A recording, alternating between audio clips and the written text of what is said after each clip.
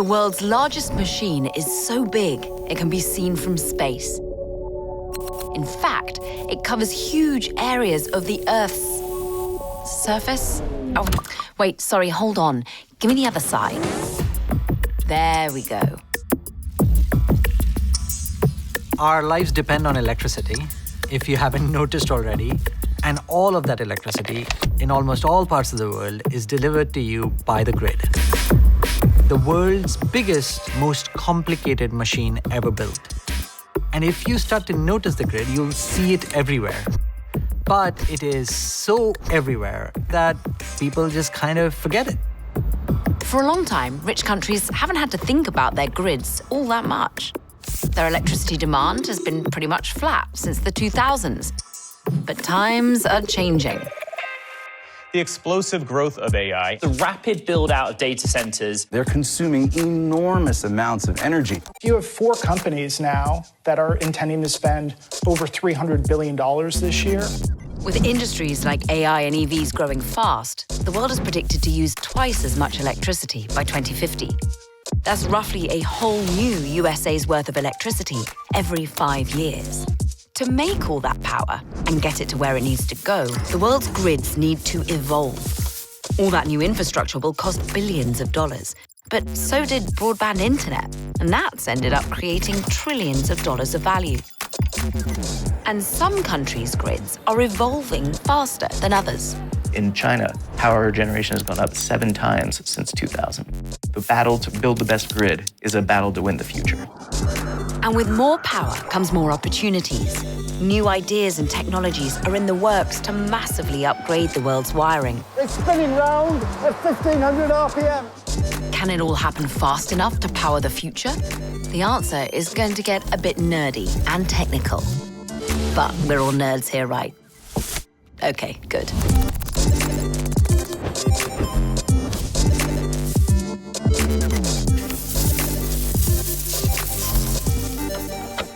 Right, the show's called Primer. So here's a quick primer on the grid. So a typical grid structure looks like a large power plant somewhere, typically far away from where you are, that is generating power. Could be nuclear, could be gas, could be hydro, could be solar these days. And then a long series of transmission lines, a substation that makes sure that the electricity is distributed to you in just the exact form as you need it. And then it is consumed as charging a laptop or running a motor inside a factory. These days, the grid is pretty much everywhere. String out all the world's transmission cables end to end, and they'd stretch 42 million miles. That's almost halfway to the sun. And all the parts of this massive system have to work together in perfect harmony. A sudden imbalance, say a large power plant switching off without warning, can easily throw the whole system out of whack, or even... Well, more on that later. But most of the time, the grid works just fine, powering our lives and helping our economies grow. So there is a direct relationship between how much energy an economy consumes and how much economic output results. The richer you are, the more electricity you consume, the bigger your grid. And the bigger your grid, the more electricity you consume, the richer you become. That feedback loop has been going strong since the early 20th century, when electricity started to become a major energy source. Suddenly, all you needed to bring energy into your home or business was a wire. In 1910, just 14% of US homes had electricity. By 1930, it was 70%. Companies like GE sold millions of fridges and TVs, and the grid grew fast. But things started to change in the 1970s, when, thanks to the oil crisis, energy started getting more expensive. So that's when the first big movements in energy efficiency began, with major energy efficiency programs run by electric utilities. That's Rich Miller, a former VP of Con Edison, New York City's power company. Con Edison changed its slogan as a company in the 1970s from "dig we must" to "save a watt." So, a great example of how everything changed during that time period. At the same time, rich countries started doing less manufacturing and more office work, which used less energy. By the early 2000s, we really began to see some flattening of electric growth. In fact, in Western economies, for the last 2 decades, electricity demand was either flat or declining. So the grid, which had been growing non-stop for 100 years, suddenly didn't have to grow anymore. And that was kind of nice while it lasted. GDP kept growing while we used the same amount of electricity. But lately, energy demand isn't looking so flat anymore. Now we're actually beginning to see a growth in demand and consumption again. It really is a 3-part contributor. It's moving from gasoline cars to electric cars, moving from oil furnaces and gas boilers to heat pumps, and of course, the growth of artificial intelligence, which is powered by data centers that consume a lot of electricity. Those industries could add a lot of economic growth, but they absolutely guzzle electricity. According to one estimate, AI could boost the global economy as much as 15% over the next decade, but it could also use as much power as the entire country of Japan by 2030. So meeting all that new electricity demand requires the entire grid to become bigger. And because it's the first time it's happening in 3 decades, the industry has been caught I don't want to say it with its pants down. If an industry doesn't build something for a while, it tends to have a hard time starting up again. Supply chains atrophy. Infrastructure becomes outdated and run down, and workforces dwindle and age out. That's what's happening with electric grids in many Western countries. But elsewhere in the world, some countries have their pants very much on. China's been building its grid in real time. It's basically gone nonstop since the 1990s. So they still have a heavily, employed, skilled labor pool that they can pull from. And they have a supply chain that's mature and ready to grow as the needs are growing. All that's been happening because it's had to. China does a lot of the manufacturing that Western countries mostly stopped doing, and the grid has had to keep up. In China, you still have pretty rapid economic growth. A bad year here is 5% growth, which is much higher than you normally see in developed economies like in the US and Europe. And so whereas the US has barely seen an uptick in power generation, in China, power generation has gone up 7 times since 2000. I moved to China 29 years ago, and the difference between now and then is just palpable. I used to drive on my way to school, and we'd pass people living in huts and hovels. Now, in a city like Shanghai or Beijing, there's brightly lit skyscrapers. Energy is destiny. It decides whether your country has enough capability to do the things it wants. And the countries that can't power new industries, like AI and EVs, just won't have as much of those new industries. And so, if as a country you're not able to build out the grid, you lose out on being a competitive economy in the 21st century. For the rest of the world, keeping pace with China's fast-growing grid isn't going to be easy. But the grid of the future isn't necessarily going to look like the grid of the past. New technologies to move electricity could be the key to getting ahead, especially for CEOs who can nail the photo shoot. All right, give me a real casual lean. Give me the elbow lean. Nice. My name is Tim Heidel. I'm the Chief Executive Officer at Veir. Veir's building a new generation of superconducting power delivery hardware. Here at Veir, liquid nitrogen is steaming, machinists are machining, and a whole new way of moving electrons is being commercialized. Expanding the grid is far too slow to meet the challenge that we're going to see in the decades to come. We need new technologies and new approaches. We think superconducting transmission lines can play an enormous role. We can build lines that have a lot more capacity than what you've been able to build in the past. So what is a superconducting cable? See, your typical power cable is made of a good conductor, a material that electric current can pass through without a lot of resistance. The more resistance, the more energy gets lost along the way. Plastic has a lot of resistance, making it a bad conductor. That's why it's used for insulation. Copper and aluminum have low resistance, making them pretty good conductors, so we use them for most power cables today. Veir's cables, on the other hand, are made of this stuff.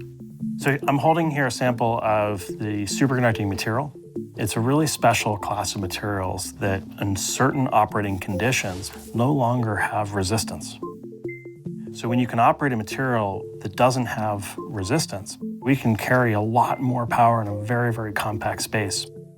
Cables that can carry more power could be a big upgrade for the grid, helping move a lot of electricity to the data centers, homes, and EV chargers that need it. They could also mean we don't have to build as much new infrastructure, since one superconducting cable could carry as much power as several conventional cables. But first, Veir needs to figure some things out, like how to keep its cables extremely cold. Yeah, so the cable, we have it in this test bed full of liquid nitrogen. The liquid nitrogen is like 77 Kelvin, which is very cold. In fact, it's somewhere between the temperature of space and the dark side of the moon. The cable's got to be that cold to get into its superconducting state, so it can carry insane amounts of power. Essentially, we use these large power supplies to put a lot of current into our superconducting cables. We're in like a pretty large building, and that draws almost all the power from the building. We have to like watch that the machine shop isn't using something powerful at the same time, so we don't overload the grid. Yeah. When we visited Veir in 2025, the company was starting to produce 10-meter-long sections of its cables on this assembly line. Is this thing on? We're going extremely slow. Typically takes about 2 weeks to make a cable. In normal cable manufacturing, you can't even see the real spinning. It's spinning so fast. A lot of the manual things we're doing right now are going to be automated. And yeah, it will be a much faster process. Do you think about a future of these cables stretching across America, stretching across the world? I hope so. I really hope so. Veir has raised a little over $100 million so far from investors including Microsoft, and it says it aims to have its first cables on the grid within a couple of years. But none of this is easy or cheap. The system needs vacuum tubes and a continuous supply of liquid nitrogen, which could add a price premium over conventional cables. And there's another issue. Veir's potential customers, electric utilities, aren't known for their high-tech risk-taking. It just can't be denied that utilities are conservative businesses. When you're worried about providing power 100% of the time, you're going to be very cautious about trying something new. I don't know we'll ever see superconductors be the only choice in this field, but I expect that the power density that they can achieve will allow them to increasingly dominate conversations around future transmission systems. So, will better cables moving more energy be enough to power the future? Well, even with better hardware, we still have to keep the grid stable. And lately, that's been getting harder.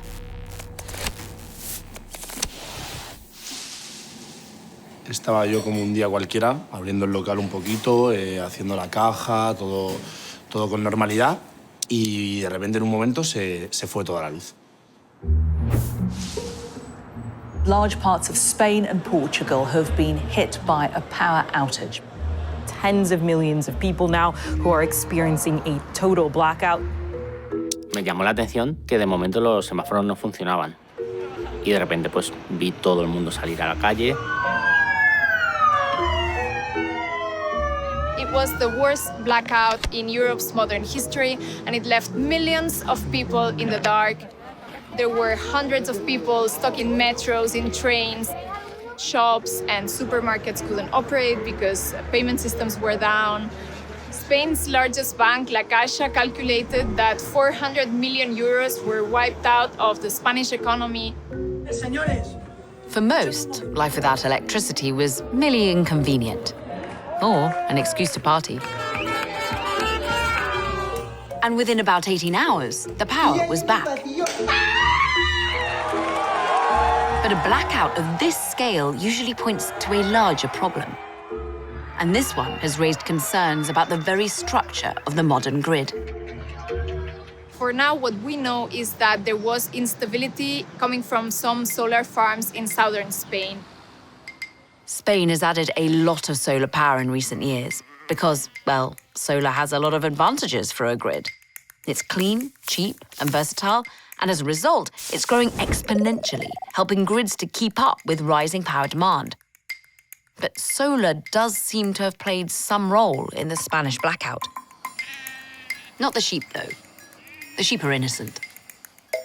A lot of people blamed renewables for the Spanish situation, but renewables did exactly what they were told to do, exactly what it said on the tin. You know, when you look back, it was a perfectly foreseeable car crash. Guy Nicholson works for European power company Statkraft. And inside this building, Guy's got a machine that he says could help prevent Spain-style blackouts. So this is a synchronous compensator. Sorry, sinuous coffee maker. Synchronous compensator. What was it? Syllabus commentator? A synchronous compensator. An electrical machine. It weighs 100 tons. It's spinning round at 1,500 RPM, as you can see. To understand why renewables can make problems for the grid and how this big spinny thing can help solve them, we need to dive a little deeper into the grid's inner workings. For the grid to work properly, it has to be in perfect balance. The amount of electricity being made has to match the amount being consumed, second by second. If so, the voltage remains stable and everybody's happy. If not, the voltage can spike and the different parts of the grid start to disconnect to avoid being damaged. It starts with something falling over, that causes the next thing to fall over, that causes the next thing, and you get this kind of domino effect where the whole grid goes down. Now, if the system failed every time there was the slightest imbalance, we'd have blackouts every day. Fortunately, the grid has a saving grace: inertia. It goes right the way back to Isaac Newton and the first laws of motion. A thing that is in motion will remain in motion unless there is a force that acts against it. That property, which I am sure, even if you've forgotten, you all studied in high school, is called inertia. So when you have an object like a 100-ton spinning turbine, it will continue spinning at that same rotation regardless of what's happening on the grid. And these spinning devices can be found in any traditional power plant. They're the machines that actually make the electricity. Coal, gas, nuclear, hydro, all these have big spinning, rotating generators. And those machines have a lot of inertia, a lot of spinning mass. That inertia is like a little extra energy that the grid can tap in case of emergency. So say suddenly a power plant goes down, so you don't have supply and demand in balance. The spinning device notices that something's gone wrong on the grid and uses the inertia that's been built up to inject just the right amount of power to keep the grid stable.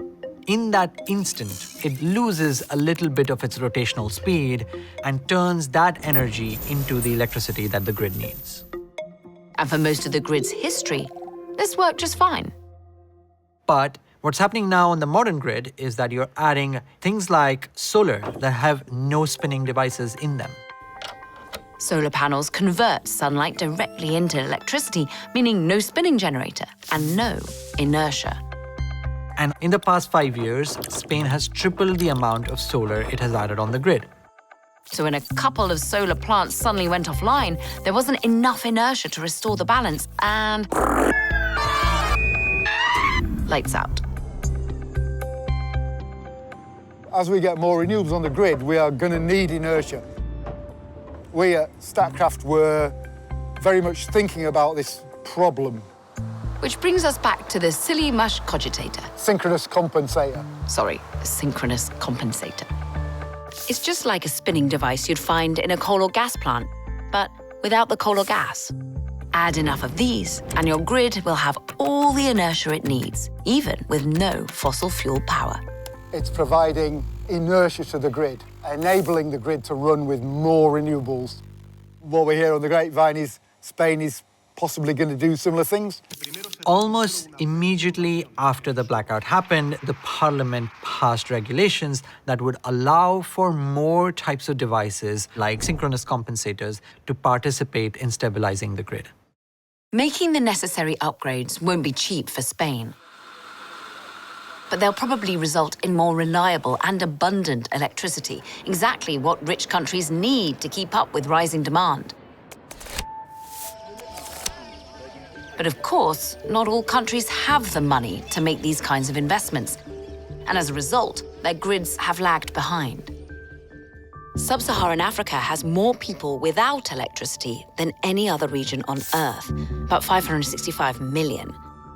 Grids are often limited to urban areas, leaving large rural areas in the dark. But grids are growing here too, just a different kind of grid. It's just cheaper these days to build out a local mini-grid. They are called mini because they are really much smaller than what typical grids are. Where a traditional grid can cover thousands of square miles, a mini-grid typically serves a much smaller area, like a small island or a village. This Nigerian village is beyond the reach of the main grid, creating an opportunity for private companies to bring electricity piecemeal. Averagely, our mini-grid serves about 400 community members. Husk Power has installed dozens of solar mini-grids across Nigeria. Our mini-grids run for 24 hours. Households use our electricity to power up their appliances like fans, TVs. Children can now come back home and do their homework at night. Electricity helps local businesses too, by powering all manner of machines that help residents earn more income, like this rice milling machine. All right, it might be a far cry from a multi-billion-dollar data center, but every grid has to start somewhere. In the US in the 1930s, the government spent billions electrifying rural areas, extending the grid across the continent and helping the US to become the richest country on Earth. In Africa, a similar project is starting. A program called Mission 300, backed by the World Bank, aims to invest billions of dollars to get electricity to 300 million Africans by 2030. If all goes to plan, in a few decades, Africa's grids might not be so mini anymore. So you may start with a bunch of mini-grids in Nigerian villages, which are then slowly interconnected into a grid. If every citizen has access to electricity, right, businesses will prosper, the unemployment rate in the nation will reduce, people will come up and do things for themselves, and life as a whole will be better. As technologies change and economies grow, the world's grids are evolving in different ways, and it's not yet clear which approach will lead to the greatest returns. But there's little question that the grid will keep growing and powering modern life for a long time to come. It's always hard to tell and predict what those next big steps are going to be. But the grid is never going to go away. The world has clearly hit an inflection point when it comes to energy. All these new demand sources are going to require more and more power. The grid isn't particularly glamorous, and it's a big job keeping it going. But where there's grid, there's often growth. And that's a pretty good incentive to make the grid of the future the best that it can be.